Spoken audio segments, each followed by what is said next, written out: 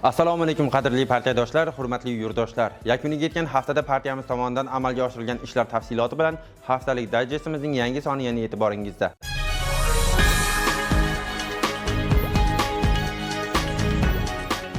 Ikkinchi fevral kuni bo'lib o'tgan Oliy Majlis Qonunchilik palatasidagi O'zbekiston Ekologik partiyasi fraksiyasining navbatdagi yig'ilishida bir qator muhim qonun loyihalari muhokama qilindi.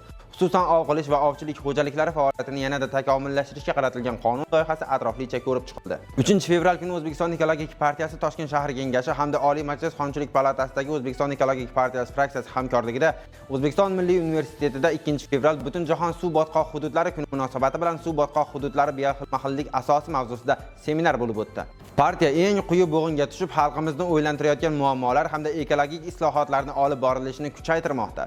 3-fevraldan boshlab barcha viloyat, tuman, shahar partiya tashkilotlari xodimlari ishtirokida joriy yilda amalga oshiriladigan ishlar yil nomi va ustuvor vazifalardan kelib chiqqan holda partiya faoliyatini rivojlantirishga qaratilgan ochiq muloqotlar o'tkazila boshlandi. Unda tuman, shahar partiya tashkilotlari tomonidan aholining ekologik madaniyatini yuksaltirish, ekologik muammolarni bartaraf etish, joriy yil nomidan kelib chiqqan holda mahallalarda ekologik holatni yaxshilash bo'yicha targ'ibot va amaliy ishlarni kuchaytirish masalalari atroflicha muhokama qilindi.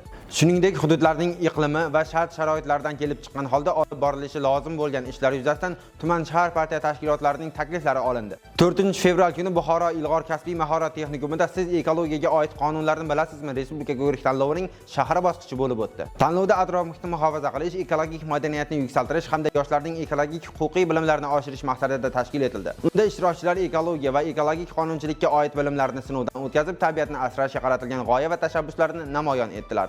5-fevral kuni Ohangaron tumani Nurobod shaharchasida joylashgan 52-maktabda partiyamiz tashabbusi bilan siz ekologiyaga oid qonunlarni bilasizmi mavzusida ma'naviy ma'rifiy tadbir tashkil etildi.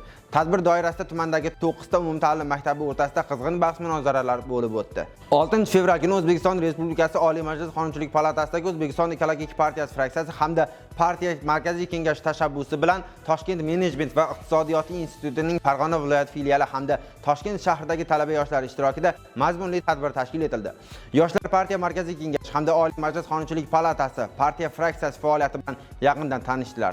Partiya fraksiyasi rahbari o'rinbosari Oybek Rahimov jamiyat va davlat hayotida hal qiluvchi kuch bo'lgan yoshlarning faolligini oshirish va zamonaviy bilimlarni o'zlashtirgan holda bugungi islohotlarning ishtirokchisi bo'lishga chorladi. Parlament va partiya binosi bilan tanishuv yoshlarda katta taassurot qoldirdi. Qadrli kuzatuvchilar, sizlarga yetkazmoqchi bo'lganlarimiz shulardan iborat edi. Xayr, salomat bo'ling.